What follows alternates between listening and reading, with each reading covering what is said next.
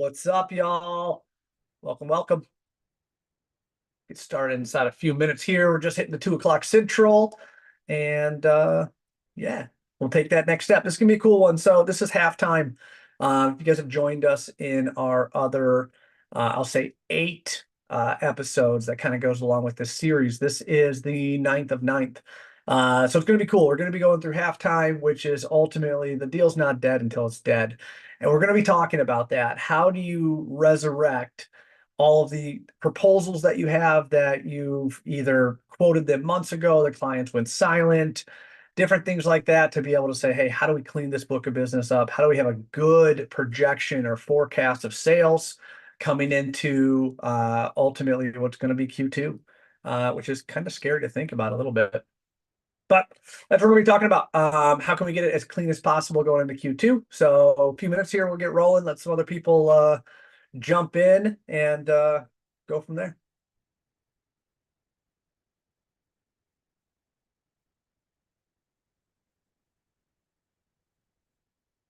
Mr. Bonnie, how are you?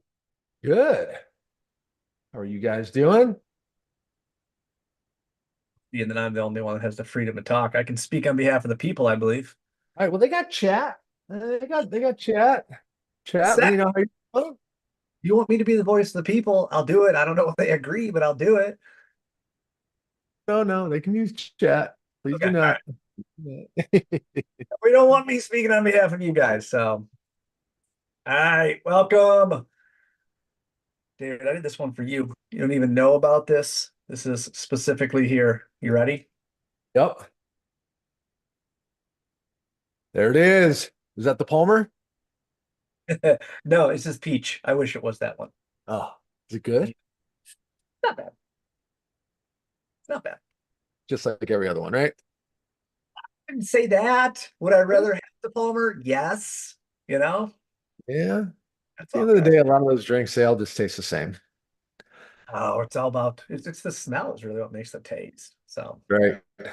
Some are amazingly bad. My daughter loves Morgan Wallen. He's got a new tea out. It is the most disgusting thing I've ever consumed in my life. what you're saying is he didn't sample it before he put his name on it. It's like sugar free, but it's straight from like a chemistry set. There's like the toxins just emanate from your nose after you take a sip. Absolutely rowdy. You pour on the driveway, and then all of a sudden the tar starts coming off the rock, like that kind of stuff. Anytime I get oil on the driveway, I go grab a can of old Morgan Wallen iced tea There and you I go. pour just bubbles right back up, baby. I'm saying. Yep. All right. All right, cool. It's almost 3 minutes past. Let's get rolling. All right. So today we are going to be talking about halftime. So much as I said a few minutes ago, this is 9 of 9. So if you guys are just coming in, welcome, welcome. But this is a 9-part series that we run through. So it takes us a little bit longer than one quarter. And it specifically ends right where it is right now because we're literally 2 weeks, right? Depending on what you want to count this week away from ending our quarter, which means Q1 is done. So if you guys have annual goals for sales, and even if you split that up for service, production, capital, coding, I don't care what it is, you're 25% done or pretty close to it. So we got to be able to do a couple things. Number one, we have to be able to look back and understand the successes that we've had. Number two is we have to understand the opportunities where we could have improved. And then everything else in the middle is what I will call your book of business. Because if you failed at something, that means you had a resolution and maybe it wasn't positive. And if you've won some jobs, that means you had a resolution and it was good. So hats off to the good stuff. We can learn a lot from the things that are dead. And if you've been a part of the series, we've talked about 5 fatalities and a lot of the stuff that ties into why deals die.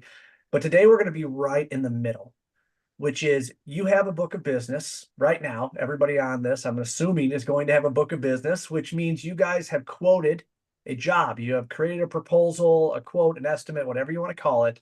You've delivered it to a customer, and they have not yet made a decision. And there's a handful of variables that we're going to be talking about today. But when you deliver a proposal, You do that with the expectation that your customer is going to make a decision. They're going to do something, right? That's the first fatality, timing, which means the customer does absolutely nothing. And that to me is what I see, especially working with sales reps. One of the hardest things as a sales rep or owning a book of business that you have to do, because you have to like mentally disconnect from that opportunity. And if you have had awesome meetings where they've said the right things and they're like, nah, dude, we're doing this. We're going with you, David. Like, you're our guy. Like this $1 million project is yours.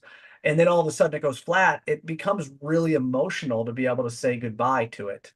Or to be able to say, hey, they're not calling me anymore. They're not talking to me anymore. They're not giving me updates anymore. And that ultimately becomes the stagnant stuff within our book of business. And that's really what the goal is today, is to be able to talk about everything inside our book of business. How do we go in? How do we take the opportunities that have no forward close date, no forward action? Okay. Every opportunity you have should be looked at this specific way. There's a date that you got it, right? That's the date that the opportunity became real. More than likely, the date you put it inside whatever CRM system or whatever system you use, that you got it. Date you quoted it. That's the date that you handed the piece of paper over to the customer, right? Put it in their hands, handed it over to the customer. From there, you go to projected award date. That's the date, the commitment date, right? What we talk about here, right? What's the date that the customer is going to commit to making a decision? Doesn't mean they're going to award it to you. It means what's the date that they are going to make a decision. And that is one of the biggest variables within this sales, is that if you want to be a trusted advisor, you have to be able to help your customer hit their goals and solve their problems, right? Question number one, we always talk about problem or goal. Which one is it for you guys? So that's really And, what and, comes right back. and for those of you guys in our programs, we talked about this yesterday morning. Remember, guys, we always want to ask when they want this done by. And then we can work backwards. When do you want it done? Okay, this is how long we think it's going to take. This is how long we're booked out. Based on that, this is when you need to make a decision. That's such a big deal. When you do that, you're putting yourself in a position, and Chad went through this at length yesterday, which was super important to the topic that we were talking about, but I want to make sure we're talking about it here as well. If you guys just ask them when they want to get started, they don't know when they want to get started. They have no idea. As soon as I They get do all my bids, this thing done by, though. as soon as the board says yes, that's when we'll get started. That's right. Right. And then, so you have no control. You're not a part of the process. You don't need any control on when they want it done, which you do when you're figuring out how painful this is to them. That should speed up the amount of urgency, or increase the urgency and speed up their timeline. But from there, then you partner with them. That's what a trusted advisor does. An order taker goes, oh, so when do you want to, when do you want to potentially sign this contract that I'm going to give you to see if I'm going to actually make commissions off of this? A trusted advisor says, when do you want this done by? And then we're going to work backwards together based on our schedule and what we have going on. And then I will tell you when you need to make a decision by with us to get that done. So big, important point, guys, on the trusted advisor side. And I know some of the people on here weren't there yesterday, so I just wanted to make sure we covered it. Understood. Understood. And that's a massive point, right? So we talked about there's four things, right? So number one is the date the opportunity became real. Second thing is the date that you quoted it. That's the date that you put the proposal in their hands. The third date is your projected close date. And when I say projected close, again, I'm just going to repeat it. It's the date that the customer has committed to make a decision. It does not mean that that decision is with you. It doesn't mean anything other than they're like, I'm going to make a decision by X date. Now, David brings up a great point, right? Because most of you are like, my clients don't talk like that, right? I don't deliver a proposal and he looks at me and says, yeah, I'm going to make a decision by March 15th. Doesn't happen like that. I get it. But there are ways as a trusted advisor to be able to get a date that your customer not only wants, but needs to make a decision by. Okay. So all of that stuff put together leaves you with one date, which is today. And knowing the duration from the time that you delivered the proposal to today's date will give you the duration for how long that proposal has been active. Almost everybody in here should have a duration, and if you don't, you should have a duration on your proposals. Your proposals are good based upon the labor costs right now, the material costs right now, the weather right now, right? Trying to get some type of roofing done in the middle of December is a boatload different than the middle of July. And that's why there's dates on that. Those dates should be able to help you guys. And we're going to get into all of this, right? But those dates should be able to help you guys understand that. So you have the time from the time the proposal was delivered to right now. That's how old that proposal is. If that proposal is older than what your active time frame is, 30 days, 60 days, 90 days, whatever it is, that proposal's dead, guys. Sorry to say it, but that proposal has exceeded the time frame to be active. Now, can you bring it back alive? Have you guys ever awarded a job that came from 1 year ago? Maybe, and hats off to you. But the idea as a sales rep is that we're helping a customer make a decision. We're not letting them choose whenever they want to be able to do it, because that might not be the right time to do it. Too many situations I've got in, time of year, budgets, capabilities, backlog, all that stuff. Doesn't matter how great of a proposal you have, you can burn a deal by not delivering. Okay. Second variable in that is the projected close date. That was the date that the client has made a commitment to make a decision. If that day has come and gone and you have not heard from your customer, there is a good chance that they have awarded the proposal and they're not telling you about it. Now, I know I'm being really negative inside this, but I'm being real, because the opposite side is they haven't awarded it and it's still alive and I can church it up and make it sound great. But at the end of the day, if you have a commitment date and your customer goes blank, that's not good. You have to stay in front of that. You have to be able to help them solve their problems, right? Help them get to their goal. Don't just be sitting there waiting for a phone call to be able to come in. If they have a commitment date of the 15th, which, is a couple days from where we are right now, call them up today. See how the process is going. See what you can do. See if anybody else threw a third-party wrench inside there. So there's a lot of stuff that we can do, guys, and this is specific to a book of business. So today what we're going to talk about is how do you guys re-engage a customer? So you have a book of business. This is every quote currently in your book of business right now. How do you re-engage them? So re-engage, get them back on the phone, re-engage, make sure they understand what the priority of the job is, and make sure they understand that you're there to be able to help them. It's a huge, huge part of what we're going to be attacking today. So much like I said, the goal today is to bring resolution to the open quotes that you have in your book of business. This is every quote that you guys have delivered that is beyond how long your proposals are good for, and every quote in your book of business that is beyond the date or the commitment date that your customer has given you. If you have not gotten a commitment date from your customer, that is a mix, or I'll just be direct since I'm already kind of being mean. That's a fail within your guys' sales process, because you should be working with your customer to be able to figure out when they're going to make this decision. Otherwise, I'm going to assume your book of business looks like March 31st for every close date that you have. And that doesn't help you guys it doesn't help you guys forecast. It doesn't help you stay in control a lot of those opportunities. So today is about halftime, which means after you guys have done your proposals, okay, after you've done all your discovery, you've delivered all of that, what I typically see is a sit back and wait. And it's kind of sad because I see this in a lot of different ways. Or I'm just going to call and I'm going to follow up. I'm going to call and I'm going to check in. And this sales process is so much more beautiful than that, guys, because it's not about just calling and checking in. It's not about saying, you know what, I created the proposal and I delivered it. They'll shoot me a call when they're ready.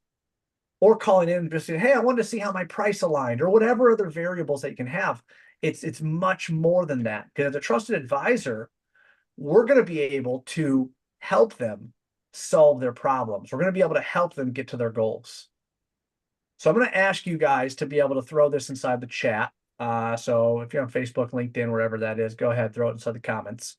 But I'm going to ask you guys, what great skills, okay, or what skills should a great sales rep have? So if you've been through all 9 sessions inside this, absolutely beautiful. If not, doesn't make a difference.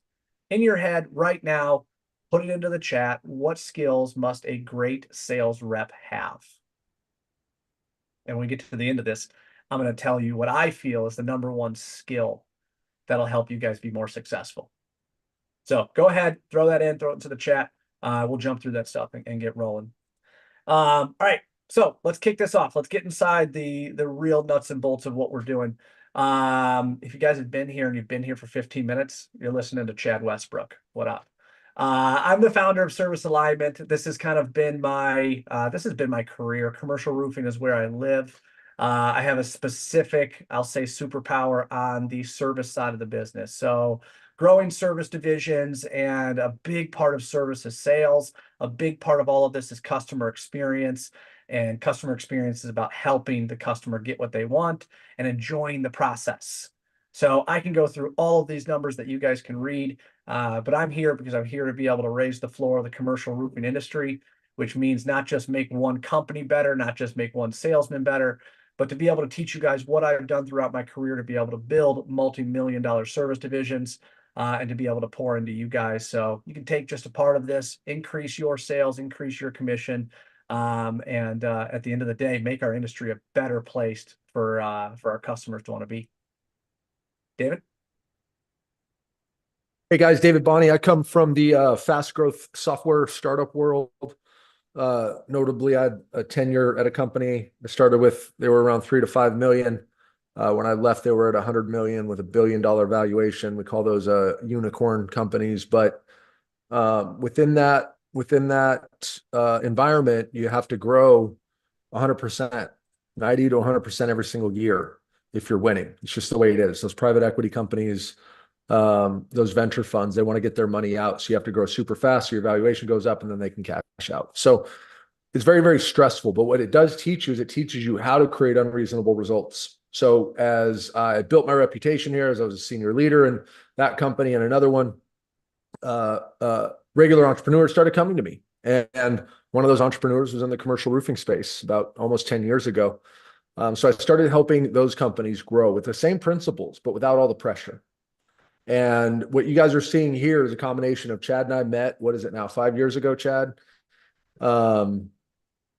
And our time where we met in the commercial roofing world together, and we started to put our principles, both of what we knew together, and started to see a lot of harmony in a way to really supercharge the growth with his understanding of on the boots, on the ground, very detailed technical knowledge, and my knowledge of the industry, but also of fast growth companies. So that's what I bring. These systems that we're teaching you are systems that are proven to not only work consistently, but they work at a high level. But that's the key. You want a high commission check every month. You need high levels of results every single month. And that's what all this stuff is about. That's what I'm doing here. I've published a couple of books, blah, blah, blah, blah, blah. But we loved it. We love serving this industry, guys. We love pouring into you guys as much as we possibly can. And be as active in the chat as you can. Ask any questions you have, anything that we're talking about. Give us the real life stuff, because we're executing this stuff daily with our portfolio of clients. This stuff isn't just theory. This stuff is in place, being used today by sales reps that are getting amazing results. And you guys absolutely can too. Cool. So buyer's intent. Okay. So when we think about this, we got to understand that there is a disconnect, and the disconnect is ultimately what we want to sell as a salesman, right? So let's do commercial roofing world. If I ask any commercial roofing salesman what they sell, anybody want to take a guess of what they'd say?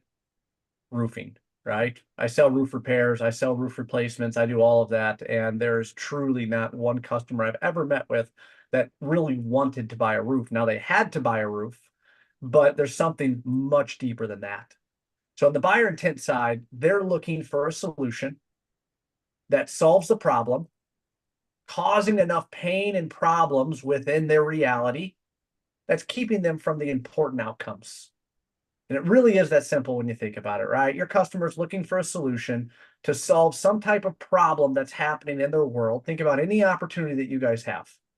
Nobody sits down with a roofer, sits down with someone, takes the time, walks the roof, does all of this different things just because they want to, just because it's fun. They have something that they need to solve. And that's the first step, is to understand that we're not selling roofing here, guys. We're solving a problem for our customers. So they're looking for a solution to be able to solve problems that's causing enough pain, problems, and disruptions in their world that's keeping them from what they really want to do or what they really need to do. It's that simple. The process that we put together is called the 4D process. And it really is that simple, right? So first is discovery. David always says it best, right? Think about going to a doctor. The first thing that happens inside the doctor is they say, talk to me, what's going on? A doctor doesn't walk in and just all of a sudden start blurting out where they went to school, how long they went to school, how many people they saw this week, or whatever, anything else like that is. And why our industry does that, I still don't know. But they go in and they figure out what's up. Why are you here? What brought you in today? What's wrong? Do you guys have a problem, right? Do you have some type of problem that you're dealing with? You're sick? Do you have a goal that you want to lose weight? It doesn't matter what it is. They go in so open-minded that it's a discovery. It's a discovery call. It's a discovery meeting. Once we figure out what's going on, then we can start diagnosing, because we can't just go in and shove a square peg into a round hole, right? We can't just go inside there and say, you know what, my service, my repairs, we can fix that, right? I can coat anything. Any liquid membrane will coat any roof. We all know that's not true. So until we do a good diagnosis of what's happening, or a good discovery to be able to figure out what the diagnosis is, we can't get into demonstration. And demonstration is really what sets us apart in this process, because it allows us to be able to be an expert in the room.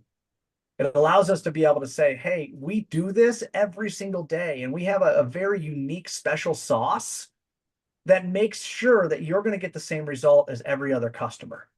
And if you do go with somebody else, you're not going to get the guaranteed success that we're able to give you, because we have figured it out.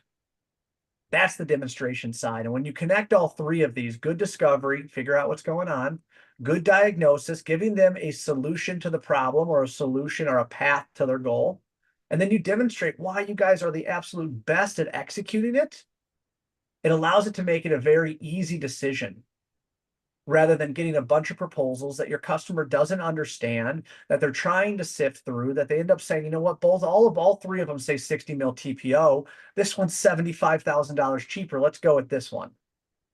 Raise your hands to everybody inside this that's watching this, that's been in that situation. Every single time, to figure out that they're not doing coping, there's no metal involved. It's a 10-year warranty, not a 20-year warranty. Our customers are not roofing experts. And that's why having a defined process like this allows us to be able to sit in that seat, that trusted advisor seat, to be able to help our customer make a decision. Now, the beautiful part about what we're talking about today is that we've went through all of this within our 9 weeks, right? And the idea of this is to be able to get the customer to make a decision. So when we're at halftime, it means that we have done discovery and diagnosis, and we possibly have even presented, okay, the proposal, and that's okay. So there's two different ways to be able to do this. Number one, you've done discovery, you've done diagnosis. You have not delivered a proposal yet, but you know you don't have all the information. Now, the way you know, okay, that you don't have all of the information is you have to be practicing, okay? Huge part to be able to have an accountability partner, or someone that you can work with. Sales is not a solo sport, guys.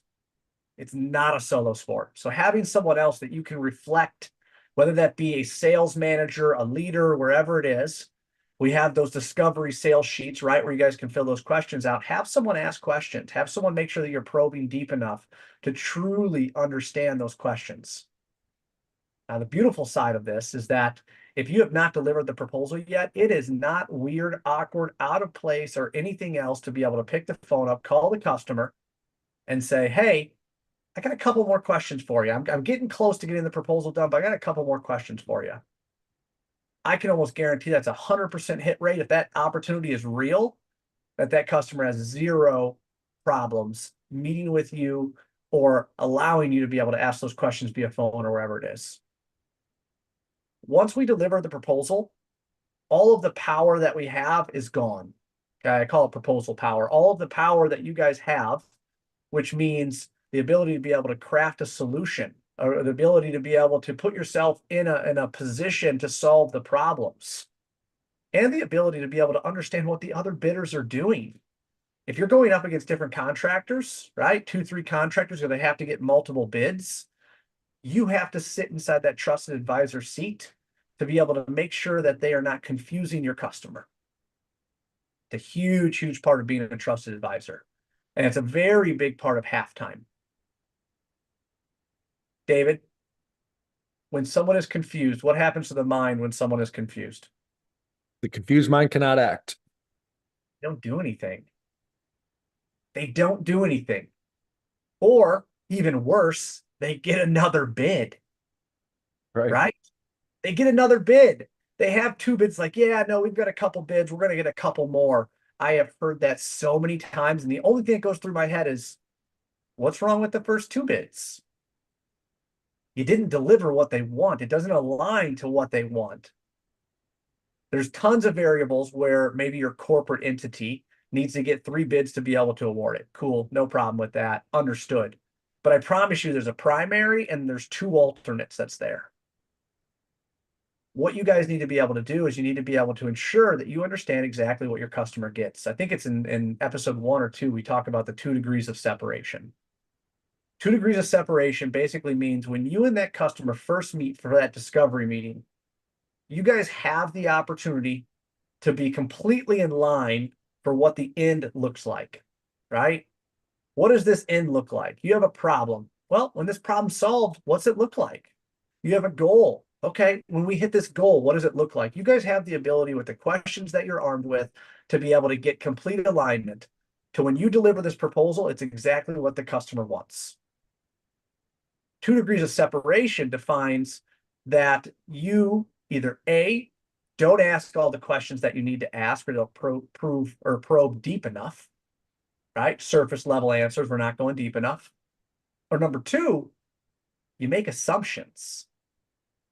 And those assumptions are your assumptions and they're my assumptions, right? I've been inside the seat way too many times where I say, hey, so what happens when leak comes? Well, we got to shut down this part of the plant. And instantly I go to an assumption inside my head to say, holy crap, that is bad. Yes, you have to replace this roof. No problem. I'm going to put the proposal together for you.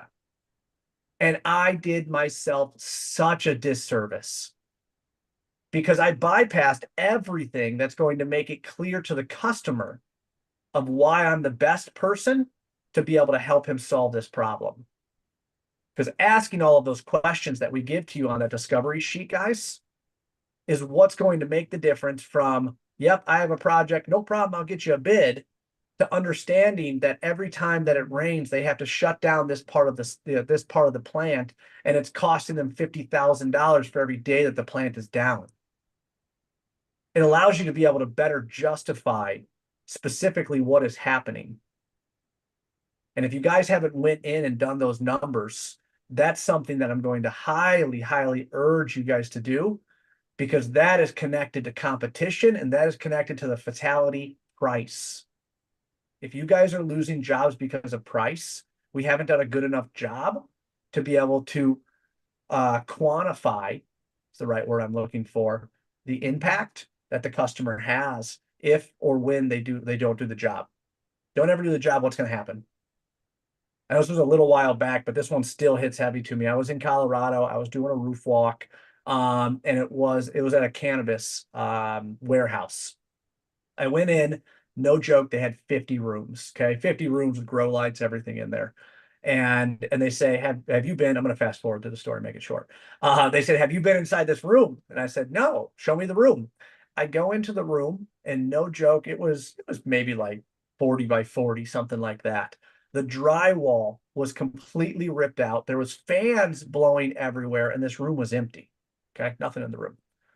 So I asked the question, and I'm inquisitive at this point. I was like, why is the drywall ripped out? And they're like, oh, mold. I was like, mold? And they're like, yeah, any type of growth in the wall could possibly create spores on the plants. And that would contaminate the plants. Possibly it would not pass state inspection, which can cause some type of big, huge issue. Now, they were coming to me at a roof leak, right? It's like, oh, okay, that makes sense. Then I asked them the next question. How much is this room worth to you? His answer was $250,000 for each set of plants that they had in that room that they rotated out. And the next question was how long? 2 weeks. Plants are in those rooms for 2 weeks. David, do you remember how long that room was down for when I showed up? It's 1 month.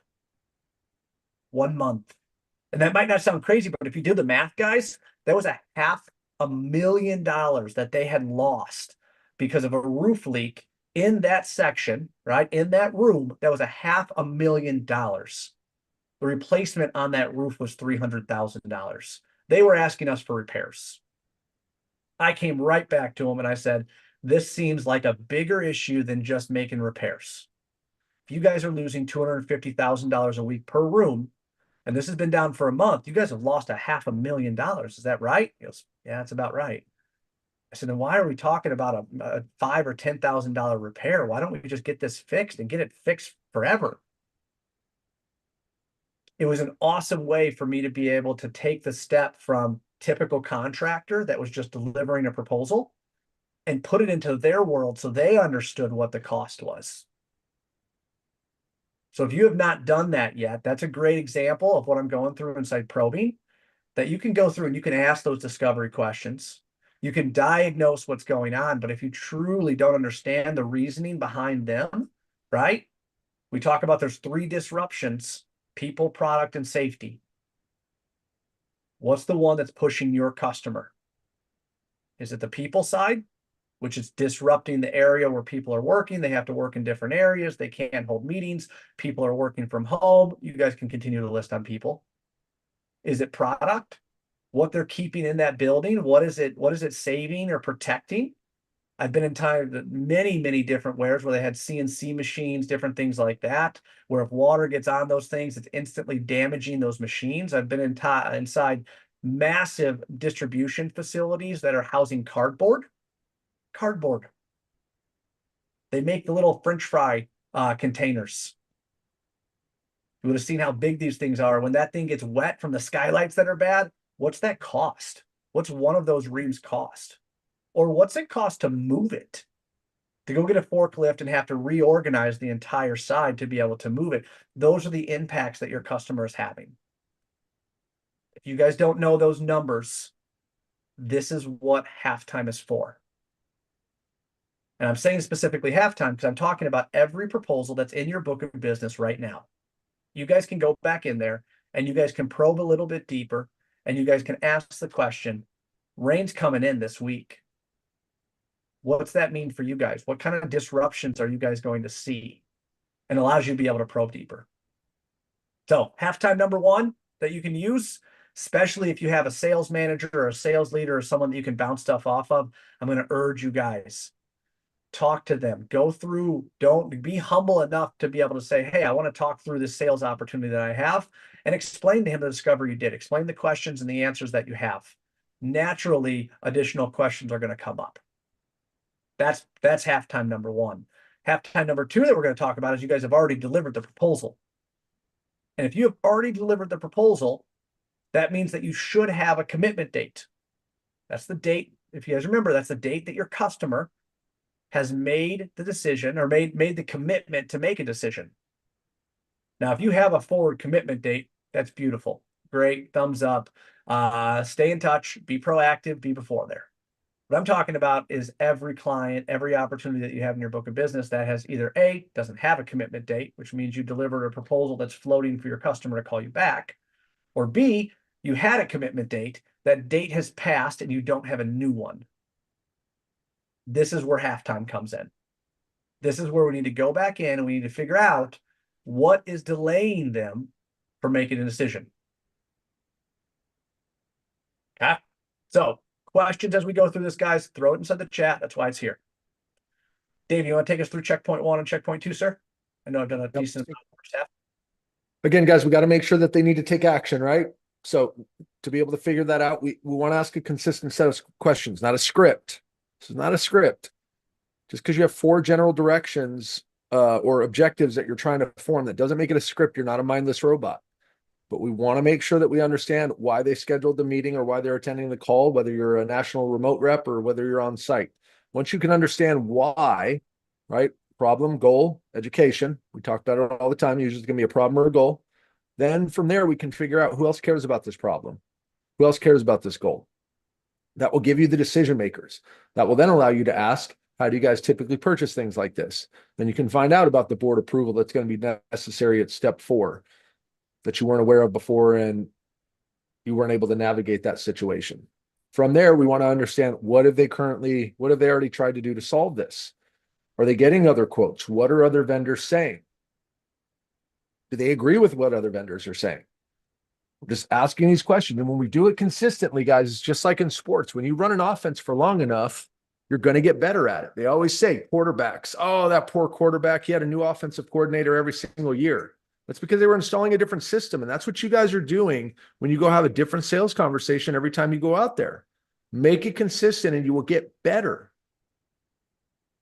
And there's no set of questions that's going to work perfectly with every single prospect, but you'll be able to get used to the answers that you get on some of these things, and it will allow you to navigate it better. Because again, we're just trying to qualify them. We're just trying to figure out on this checkpoint, do they need to take action? Now, once we understand what they've tried to do to solve this problem and why it hasn't worked, what if they're not able to solve this problem? Or what if they don't solve this problem correctly? What's the worst thing that's going to happen? Now, one of the soft skills that we talk a ton about is when you ask that question, look away from them. It's a pretty intense question. So you don't want to be staring them right in the skull. You don't want to be peering into their soul. Just go and look off into the distance. Go look at your surroundings. So if you guys don't get this fixed right the first time, what do you guys think is the worst thing that's going to happen? And then bring your eyes back over. Now, answer the question. And once you get an understanding of that, you'll then be able to determine whether or not they need to act. And you can ask them. We love a scale of 1 to 10. Chad, on a scale of 1 to 10, then based on that, like how I know you guys have a ton of priorities at all times. How big of a priority is this for you guys to get figured out? Probably an 8. There you go. So if I got an 8, it's a solid score. Now, if it didn't match with what he said, if what he said is going to be like catastrophic, then I can go back. Oh, I thought it was a 9 or a 10 based on your answer. Or if they said, probably nothing. It's not really that big of a deal. And he says an 8. Oh, I thought you were going to say something lower. Tell me more. Make sure the answer to the priority and urgency question, the worst thing that's going to happen, and the scale question match. Now, once we understand that whether or not they need it, now, if they come through like, 6 or a 7, oh, okay. Well, then why are you wasting your time talking to me? Go back at them. If this isn't something you guys need to take advantage or take care of right now, that's completely fine. You can call me in a month or two if it gets worse. I'm not scared, guys. Again, for those of you that are in our programs, we give you guys a perfect sales week. We set up your activity schedule to make sure that you're not beholden to a deal. Be ready to walk away. Okay? Call a spade a spade. Push back. They will respect you for that. Now, if they do need to take action, you have figured that out. Okay, great. Now let's get aligned on the problems that are actually happening, that are causing the issue. Remember, they're not a roofer. You need to get them aligned to the bigger problem that's typically happening. That is your company's special sauce. We always say great proposals are set up by good discovery and diagnosis. Okay, gotta diagnose. If you don't diagnose, there's no context to the solution or the treatment plan that you're giving them. One thing that I typically see, and this is just kind of high level, right, is that when a sales rep goes in, you want to be, they envision, right? You envision that yourself is like, I know everything. I know every single answer. I know everything. Like, I can sell this. No problem. No problem. I'm going to go get it. Where the best salesman that I've ever seen is the one that asks questions, the one that's inquisitive, right? The ones that ask a question and then listen. And the reason I say that is because you can go in and you can make all of these great assumptions, but even the smallest detail, the smallest variable is going to send this off into craziness, right? So you don't have to go in there like a bull in a china shop. Go in there and ask questions. Are we aligned to the actual problems that need to be solved, right? That question is there because they're going to say, yeah, I need my roof repaired. And you're going to respond with something along the sides of, why do you think that? Well, because my ceiling tile is wet. Okay, what does that mean? Oh, it means that it's going to fall on someone's head. Okay, so the actual problem we need to be able to protect the employees from the damage that's occurring above them. And again, I'm using that just as a thing, but you can work with your client. You can talk through those types of situations to be able to understand why they're thinking. Right? We've been inside roofing for more than probably 15 minutes. You know that any type of issue that comes from up is the roof, and that's not always the truth. So talk to them about that. right? How many times they've said there's a roof leak right there, and right next to it is a HVAC vent, and you instantly, right? You make assumptions too. It's okay. But the one thing I can tell you is walk into those meetings and be inquisitive, ask questions, let them lead. They'll tell you what they think.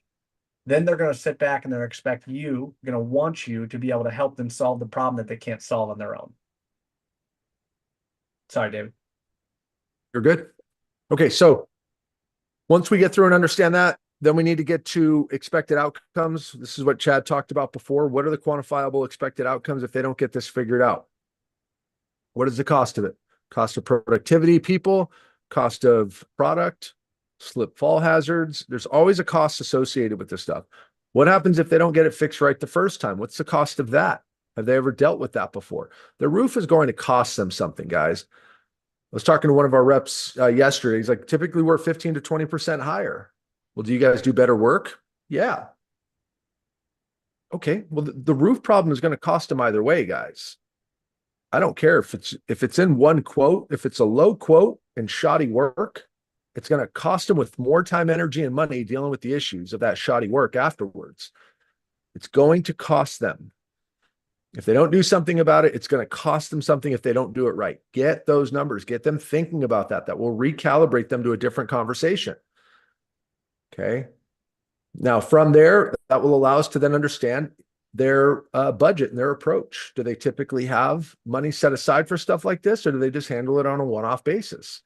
And you want to understand is this company more proactive? Are they always just reactive? It's a great thing to understand from this, from every discovery conversation that you're getting into. And then lastly, we want to understand why their existing resources, whether it be the maintenance team or whether it be a roofer that they've used in the past, how come this hasn't gotten fixed?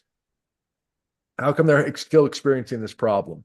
Why are their existing resources not adequate? Now, why do we need to do that? Because you guys are losing more deals than you know to people that are going to take action, but they just taken action. They throw your inspection and your proposal over to their Bob the maintenance man. Say, can you go take a look at this, see if you can take care of this?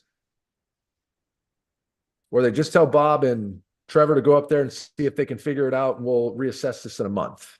Or they go back and they leverage your price up against their old roofer to try to get their price down. This is happening all the time, but you guys just don't know because they're not telling you it. But it's because you're not driving a gap between their existing resources and their current state up against where they want to be. You're not creating clarity in that.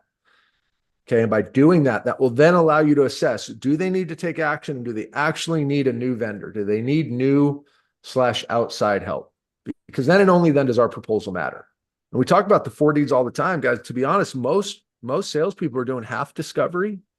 They're not doing any diagnosis. And they're throwing a proposal over the wall. Like, we got 4 full steps here where the majority are doing 1, 1.5, maybe 2. I mean, you can tell with this is so much more thorough. And it's thorough, guys, because we're trying to get ahead of the 5 fatalities, the 5 things that we know that are ultimately going to kill your deals, that you're leveraging up against your halftime process to try to predict where this thing might die and where you need to get information. Yep. Okay, so you want to examine the pain summary, guys. So by examining the pain summary, that's going to allow you to understand if they need to take action. And if not, like Chad said before, timing is the issue. If this is not painful enough for them, if you went through and asked the questions, which you have to do first, right? We've got these notepads for our clients that we give you guys. Those of you that are on here, you better be using these things. Ask the questions, right? And by doing that, you'll get an answer that will allow you to see whether or not this is an urgent priority or not. And if it's not, confront the brutal facts. Just confront it. It's fine. There's more opportunities out there. So I do want to jump through this real quick before we go to the next one, guys. So we went through a lot of information right here.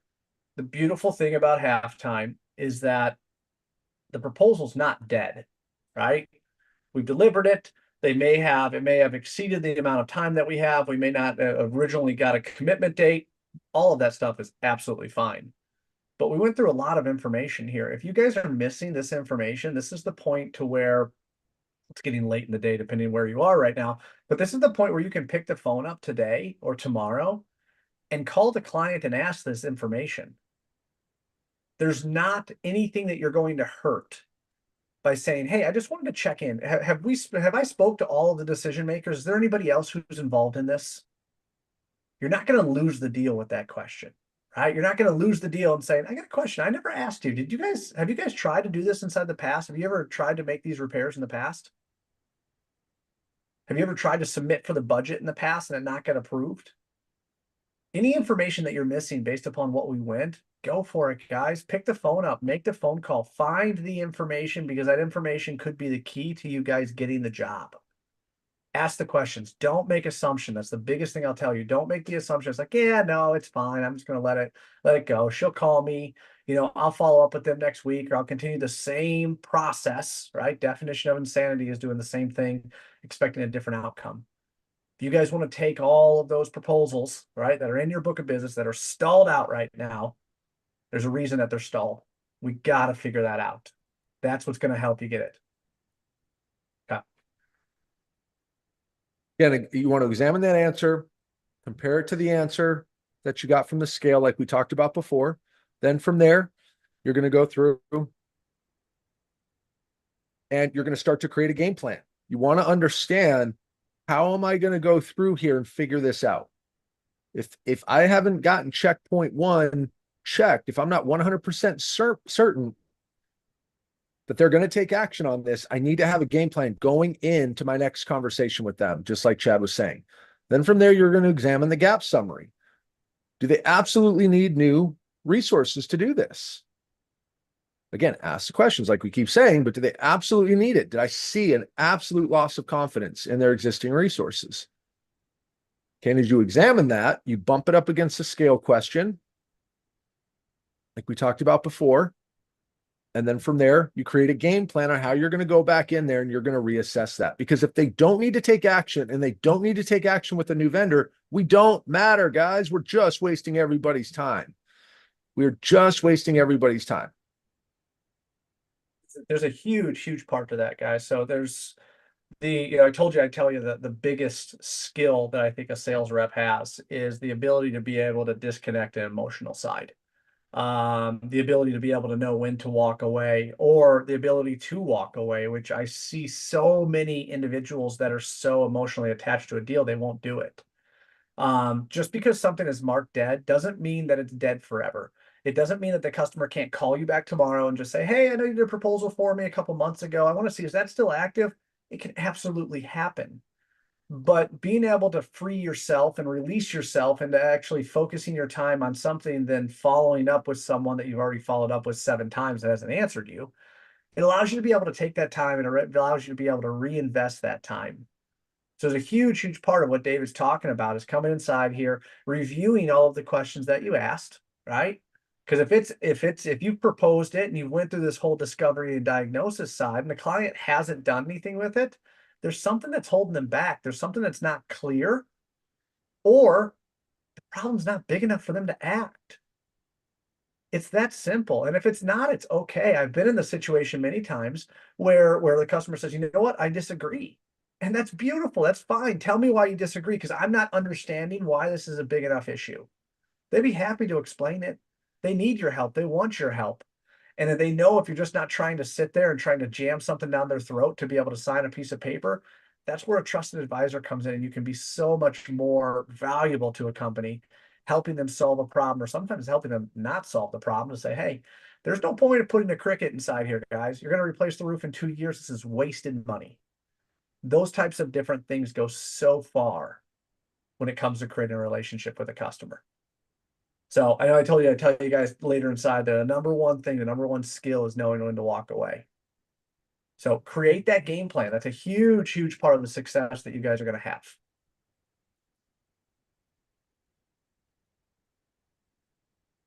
You want to walk through this side, David? Yeah, I mean, we've already covered this stuff, guys. So essentially, you're just going to go through, you're going to execute your planning, you're going to go through and reestablish it. Make sure you got your checkpoints. Okay.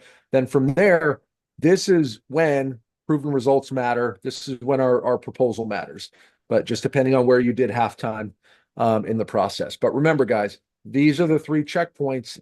What we're trying to do is, we're not trying to make this easy, but we are trying to make it simple. Sales inherently cannot be easy because you're having conversations with dynamic human beings. Okay. As soon as you do think it's easy, you're probably missing out on some stuff, but it should be simple. And if it's simple, you can execute it better and you can get better results. And in its simplest form, you need to make sure that they need to act, that they need new and outside help. And then from there, you can really focus on the fact that you guys have the best solution. But you cannot focus on whether or not you have the best solution if you haven't got them calibrated to a different problem. If you're solving the same problem everybody else is, they're just going to go off price. So much truth I to that. feel problem that's bigger than what everybody else is solving. Your company exists for a reason. It wouldn't have gotten a foothold in the market if it wasn't better for a reason. You just got to find out what that is. And you got to get them aligned to those bigger problems. You got to get aligned to the cost. They need to be buying on value.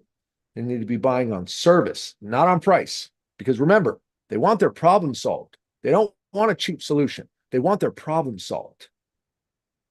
Now, yes, they don't want to overpay for that, but that doesn't mean that they want the cheapest solution. They just don't, guys. They want peace of mind that their roof is just going to be fine. That is ultimately what they're looking for. They want to know they're not being ripped off, right? I guess that's a huge part to me, right? When someone says price or something like that, and even from a sales side. So I'm going to flip a little bit on like a sales manager side. So when a sales rep comes back and is like, "Man, we lost the job. We were $100,000 high." The first thing that comes inside my mind is, one, I don't have $100,000 baked into that project inside profit, right? So it's not like I'm just raking cash in. There's something that changed. There's some scope of work that's different, because if I lose the job by $5,000, $6,000, something like that, or a small percentage, okay, maybe it's real. But I know just about every contractor inside every major market is working somewhat in a similar profit margin area, right? There's no one in it that's horribly undercutting everybody. So when it comes to that, and you have that type of situation, one, timing, right? First fatality, they just don't do anything. That's either one of two things. Number one, we've went through all the work and didn't do good qualification. Because if the problem's not big enough, notice that it's checkpoint one, we should be disqualifying that up front, up top, one of the first things that we do, because I don't want to put my time, my estimator's time, my time walking the roof, my time presenting proposal, my time following up. That's hours worth of time by the time I get there, right? Delivering the proposal, when I could have disqualified it up top. So do they need to act, right? Checkpoint one. Then we get to checkpoint two. Do they actually need new and outside services? So if you have a contractor that you're working with right now, why am I here? What is it that's not working about that contractor? And it's important to be able to remember this and write this down, because like David said, when you come back into halftime, it allows you to be able to say, hey, I know you said the contractor that's been out there 2 times before hasn't fixed it. Are they still in contention? Are we still talking about them? So it allows you to be able to understand where that stuff is at. So again, kind of going back to where we started, all contractors are working within a similar profit margin, right? So timing, fatality, number one. That's just that problem's not big enough to act. Then you can get into price. And if price is there, most of the time, I'm going to tell you it's a different scope of work, because there's something way bigger than price, unless you're, again, trying to rake in some type of massive type of profitability. Because if you lose it by price and it's only a few $1,000s, I'm going to lean probably more on trust based upon who they awarded the work to. Now, did they award it to another contractor they've already used inside the past? That's trust. They had a proven record. They've worked with him inside the past. And how many times I've dealt with property managers where I'm trying to get work with them. They know their property manager sucks, or I'm sorry, their contractor sucks, or whoever it is, but they're like, you know what? He shows up when he says he's going to show up. Might not be great, might not fix the leak all the time, but he shows up when he needs to show up. And it's so hard for me, because like they trust this guy, and there's more risk in them changing, right? So fatality number one, price, or timing, price, right? Then we can go into competition. Competition is really big, and that's in your best solution side, because if your competition's able to be able to load the job in 1 week and you guys can't load the job for 6 weeks, that's a real competition issue, right? That someone's able to be able to source the materials and all that kind of different stuff. So being in line, That comes right back to priority. What's the priority of getting this job done? If he tells you a 9 or 10, I need to get it done ASAP. We got to start this thing ASAP. That's inside your side to be able to align your operational capabilities, right? Your company's operational capabilities to your customers' urgency. So again, you can really take care of that stuff up front with a good presentation. And again, they talk about checkpoint 3, those mile markers, right? We can talk about those mile markers when we're delivering the proposal to say, hey, does this work? Does this align? And if not, it's easy to be able to change it up front. It's hard to be able to change it once you delivered it and you learn you lost the job because you were taking too long to be able to load the project, right? So then you can go into product fit, right? Product fit, that is huge inside that. So I'll say one thing that I've seen in the industry is the liquid membrane side of the world coming up, the restorations, coatings, or whatever we want to call it. If you don't have a way to be able to position yourself as an expert in that restoration world, I promise you there are a lot of contractors who do just that. Only coatings, only restorations. And that can be one of your worst nemesis when you guys are coming up saying, hey, I do service, repairs, coating, new replacement, whatever it is. And then you have one company that says, this is all we do. We're an expert inside of this. We've installed X amount of million of square foot specifically in this town, da da da da. Those are the things where ultimately product fit, where someone comes in, right? And they are an expert inside doing that. That if you don't present yourself right or put yourself as that single option, right? That single solution that's either going to get them to their goal or help solve their problem. Those fatalities will creep up on you guys, okay? But understanding what those 5 fatalities are and how they play a factor in your book of business will allow you guys to be able to change the future. And that's ultimately what David and I have put together when we talk about this whole series. Next week, obviously, the series is going to restart. We're going to go back to 1. We're going to kick off, and we're going to go through all 3 of these checkpoints again. And we're going to dive deep. We're going to dive deep. We're going to get them right and continue to be able to evolve them. If you guys have watched more than just these, each time we're bringing real world scenarios in and doing this to be able to raise the floor with you guys. So homework for you guys right now is that you have 2 weeks to be able to close out Q2, or I'm sorry, Q1, right? Before Q2 starts. So get all of those stagnant deals out of your book of business. Figure out, do they have to act? Do they actually need to do something, right? Do they actually need newer outside services? What fatality is ultimately creeping up that's going to result in you guys losing that job? I'm sorry to be direct at it, but if you guys are not proactive and you're not on top of this and you're not being that trusted advisor that has a commitment date, right? The date that the client is looking to make a decision. If your client does not have a date that they're looking to make a decision, it's not on their radar. It is not a top priority for them to be or for them to do.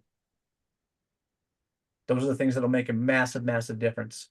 David, anything you want to add before we jump off, sir? Oh, that's it. Guys, thank you, thank you, thank you. I appreciate you being a part of the 9-week series. Like I said, next week restarts. Get the opportunity to dive back in, do it better each time we do it. And please talk, guys. Tell people about this. Get more people in here. I'm continuing to be able to grow it. And again, for like the 7th time, I'm here to be able to raise the floor for you guys. So hopefully you took something out of this. You guys can utilize it inside the field. And once you jump off this webinar, get on the phone, call your customers, especially the ones that are in those areas that are stagnant. Get them back to life or get them out. If you get them out, that's just more time that you can focus on the people that have problems big enough that they need to act and they need new and outside services. So go kill it, guys. Thank you. Thank you. See you guys.